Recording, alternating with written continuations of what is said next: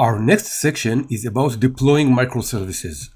Now, that might look strange. Why do we need a dedicated section just for deployment?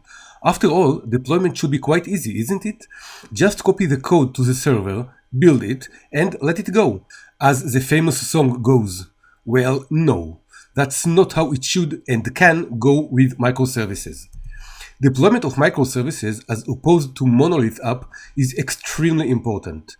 Do you remember the infrastructure automation attribute of microservices? This is exactly where it shines. Slow and complicated deployment will render the whole system ineffective and useless. Remember, with microservices system, we have a lot of moving parts, and if we will have to test and deploy each one of them manually, we are going to have a problem. The whole deployment cycle, building, testing, and deployment must be as fast and as efficient as possible. If it's not, you will find out that working with monolith was actually simpler and quicker, and this is not where we want to be. Now, it's important to note the role of the architect regarding deployment.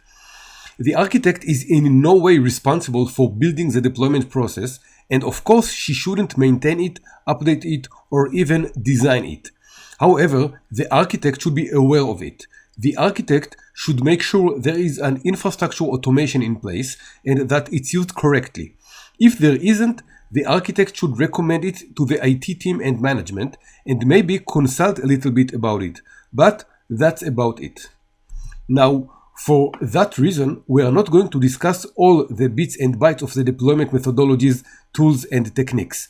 We will discuss what's important to know and will provide the baseline for further exploration if you see fit.